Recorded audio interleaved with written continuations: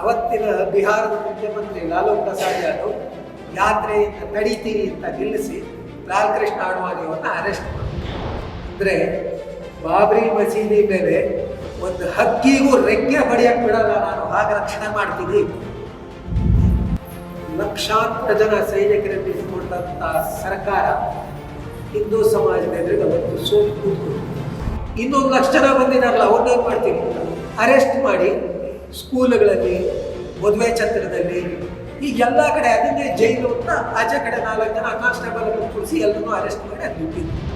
ಬುಲೆಟ್ಗಳು ಬರ್ತಾ ಇದೆ ಸುಮ್ಮಂತ. ಆದರೆ ಇದು ಯಾವುದನ್ನು ಯೋಚನೆ ಮಾಡಿದೆ ಜೈ ಶ್ರೀರಾಮ್ ಅಂತ ಹೇಳಿ ಮುಗಿದ್ಕೊಂಡು ಹೋಗ್ಲ ಬಾಬ್ರಿ ಮಸೀದಿ. ಸೋಮನಾಥದಿಂದ ಅಯೋಧ್ಯೆವರೆಗೆ ಅಂತ ಅದು ಇಷ್ಟು ದೊಡ್ಡ ಜಾಗೃತಿ ಮೂಡಿಸ್ತು. ಆ ಯಾತ್ರೆಗೆ ಪ್ರತಿನಿತ್ಯ ಸಾವಿರಾರು ಜನ ಸೇರ್ತಾ ದೊಡ್ಡ ಮೆರವಣಿಗೆ ಆಯ್ತದೆ. ಆ ಯಾತ್ರೆ ಬಿಹಾರದೊಳಗೆ ಬಂದು ಸಮಷ್ಟಿಪುರ ಆ ಜಿಲ್ಲೆಯಲ್ಲಿರುವಾಗ ಅವತ್ತಿನ ಬಿಹಾರದ ಮುಖ್ಯಮಂತ್ರಿ ಲಾಲೂ ಪ್ರಸಾದ್ ಯಾದವ್ ಯಾತ್ರೆಯಿಂದ ನಡೀತೀರಿ ಅಂತ ನಿಲ್ಲಿಸಿ ಲಾಲ್ ಕೃಷ್ಣ ಅಡ್ವಾಣಿಯವನ್ನ ಅರೆಸ್ಟ್ ಮಾಡಿದ್ರು. ಯಾತ್ರೆ ಅಲ್ಲಿಗೆ ನಿಂತುಬಿಟ್ಟು ಅದರ ಮರು ದಿವಸ ಅತಿ ದೊಡ್ಡ ಪ್ರಮಾಣದಲ್ಲಿ, ಅಂದರೆ ಅಕ್ಟೋಬರ್ 23ನೇ ತಾರೀಕು ಅಂತ ಕಾಣುತ್ತೆ, 1990 ಇಸ್ವಿ. ಆ ಯಾತ್ರೆಯನ್ನು ನಿಲ್ಲಿಸಿ 24ನೇ ತಾರೀಕು ಅಡ್ವಾಣಿಯವನ್ನ ಅರೆಸ್ಟ್ ಮಾಡಿದ್ರು. 25ನೇ ತಾರೀಕು ಇಡೀ ದೇಶ ಒಂದು ಸರ್ತಿ ಬಂದ್ ಆಯಿತು, ಭಾರತ್ ಬಂದ್. ಅವತ್ತು ಯಾರ್ಯಾರಿದ್ರೆ ಅವ್ರಿಗೆ ನೆನಪಿರುತ್ತೆ. ಅದಕ್ಕೆ ಮುಂಚೆ ಭಾರತ್ ಬಂದ್ ಅಂತ ಸಾವಿರಾರು ಸರ್ತಿ ಹೇಳಿರ್ಬೋದು ಯಾರು ಬೇಕಿದ್ರು.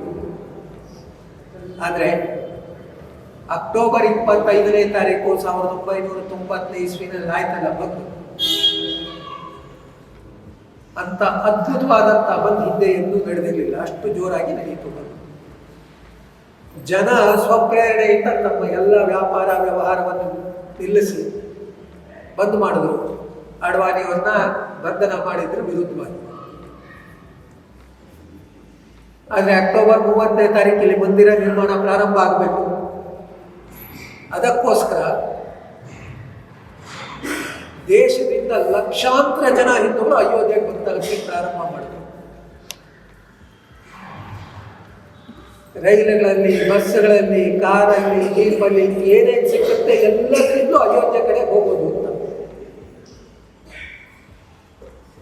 ತಮಿಳುನಾಡು, ಕೇರಳ, ಕರ್ನಾಟಕ, ಆಂಧ್ರ, ತೆಲಂಗಾಣ, ಮಹಾರಾಷ್ಟ್ರ, ಗುಜರಾತ್, ರಾಜಸ್ಥಾನ್, ಪಂಜಾಬ್, ಇಲ್ಲಿಂದ ಶುರುವಾಗಿ ಆ ಕಡೆ ಅಸ್ಸಾಂ, ಮಣಿಪುರ, ತ್ರಿಪುರ, ಬಂಗಾಲ್, ಎಲ್ಲ ಕಡೆಗಳಿಂದ ನಾವು ರಾಮ ಮಂದಿರದ ಕರಸೇವೆ ಮಾಡಕ್ಕೆ ಬರ್ತೀವಿ ಅಂತ ಲಕ್ಷಾಂತರ ಜನ ಕಾರ ಸೇವಕರು ಬಂದು ಹೋಗುತ್ತೆ.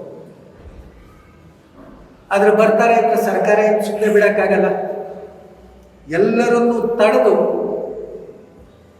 ಅರೆಸ್ಟ್ ಮಾಡಿ ಉತ್ತರ ಪ್ರದೇಶದಲ್ಲಿ ಇಡ್ತೀವಿ. ಅರೆಸ್ಟ್ ಮಾಡಿ ಎಲ್ಲಿ ಇಡ್ತೀರಿ? ಜೈಲಿಗೆ ತಗೊಂಡೋಗಿ ಹಾಕಿದ್ರು.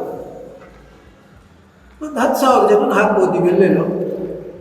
ಇನ್ನೊಂದು ಲಕ್ಷ ಜನ ಬಂದಿದಾರಲ್ಲ, ಅವ್ರನ್ನೇನು ಮಾಡ್ತೀರಿ ಅಂತ ಅರೆಸ್ಟ್ ಮಾಡಿ ಸ್ಕೂಲ್ಗಳಲ್ಲಿ, ಮದುವೆ ಛತ್ರದಲ್ಲಿ, ಈಗ ಎಲ್ಲ ಕಡೆ ಅದನ್ನೇ ಜೈಲು ಅಂತ ಆಚೆ ಕಡೆ 4 ಜನ ಕಾನ್ಸ್ಟೇಬಲ್ ಕೂರಿಸಿ ಎಲ್ಲರೂ ಅರೆಸ್ಟ್ ಮಾಡಿ ಅಲ್ಲಿ ಇಟ್ಟಿದ್ರು.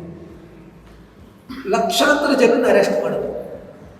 ಆದರೂ ಇಲ್ಲಿಂದ ಜನ ಹೋಗೋದು ಮಾತ್ರ ದೇಶದ ಎಲ್ಲ ಕಡೆಯಿಂದ ನಿಲ್ಲಿಲ್ಲ.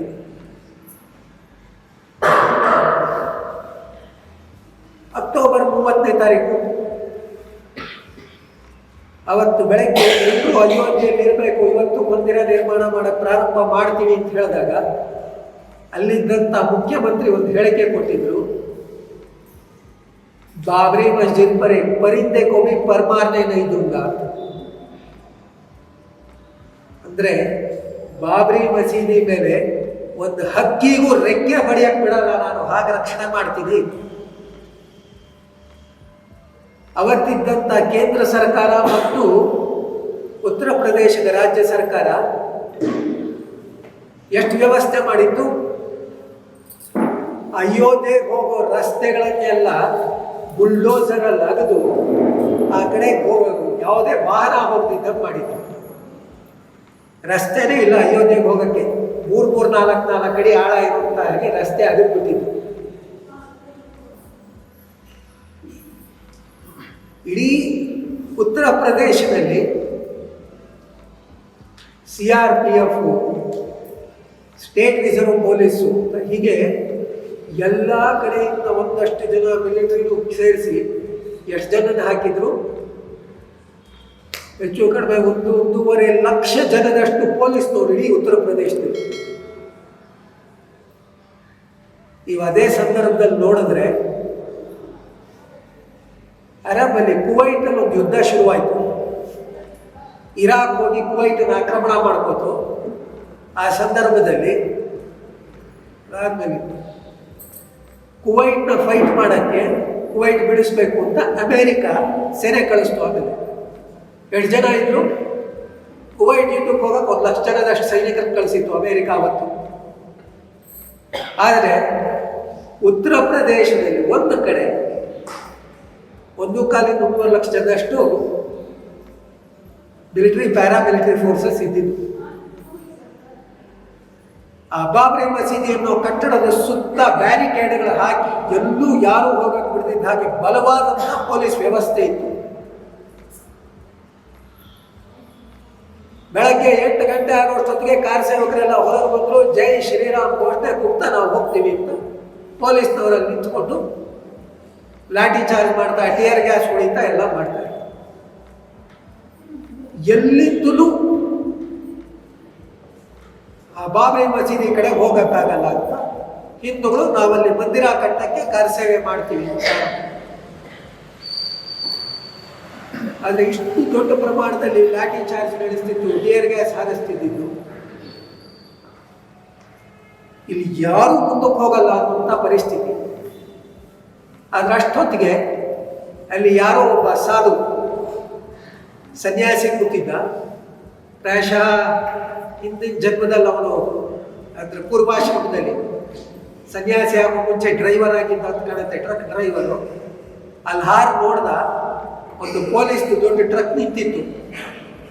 CRPF ಅವರು ಇವರು ಎಲ್ಲ ಬರ್ತಿದ್ದಂಥ ದೊಡ್ಡ ಟ್ರಕ್. ಸೀದಾ ಓಡ್ದ, ಅಲ್ಲಿ ಕೂತ್ಕೊಂಡು ಟ್ರಕ್ ಸ್ಟಾರ್ಟ್ ಮಾಡ್ದ. ಅಲ್ಲಿ ಇದ್ದಿದ್ದು ಬ್ಯಾರಿಕೇಡ್ಗಳನ್ನು ಮೂಡ್ಕೊಂಡು ಮುಂದೆ ತಗೊಂಡು ಟ್ರಕ್ ಹೋಗ್ತಿದ್ದಿದ್ದು ನೋಡಿದ್ರು. ಈ ಕಾರ್ ಸೇವಕರೆಲ್ಲ ಅದ್ರ ಹಿಂದೆ ಓಡ್ತಾ ಟ್ರಕ್ ಮೇಲೆ ಒಂದಷ್ಟು ಜನ ಹತ್ತು ಓಡ್ತಾ ಹೋದ್ರು.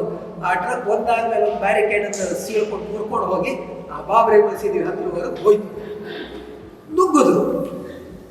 ನುಗ್ಗುತ್ತಿದ್ದ ಹಾಗೇನೆ ಅಲ್ಲಿದ್ದಂಥ ಸೆಕ್ಯೂರಿಟಿ ಅವರು ಫೈರಿಂಗ್ ಆರ್ಡರ್, ಫೈರಿಂಗ್ ನಡೀತಿತ್ತು. ಬುಲೆಟ್ಗಳು ಬರ್ತಾ ಇದೆ ಜುಮ್ ಅಂತ.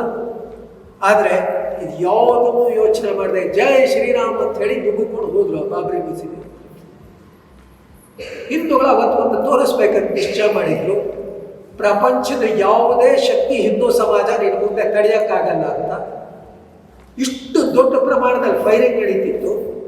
ಇಷ್ಟಾದರೂ ಒಂದಷ್ಟು ಜನ ಕಾರ್ ಸೇವಕರು ಆ ಬಾಬ್ರಿ ಮಸೀದಿ ಅನ್ನುವಂಥ ಕಟ್ಟಡದ ಮೇಲೆ ಹತ್ತಿ ಅಲ್ಲಿ ಮೇಲ್ಗಡೆ ಕೇಸರಿ ಧ್ವಜ ಹಾರಿಸಿದ್ರು. ಫೈರಿಂಗಲ್ಲೂ ಜನ ಸತ್ತು. ಆದರೆ ಮೇಲ್ಗಡೆ ಹಾರಿಸಿ ಜೈ ಶ್ರೀರಾಮ್ ಅಂತ ತೋರಿಸಿ ಆ ಬಾಬ್ರಿ ಮಸೀದಿನ ಒಂದಷ್ಟು ಪಡೆಯಕ್ಕೆ ಶುರು ಮಾಡಿದ್ರು.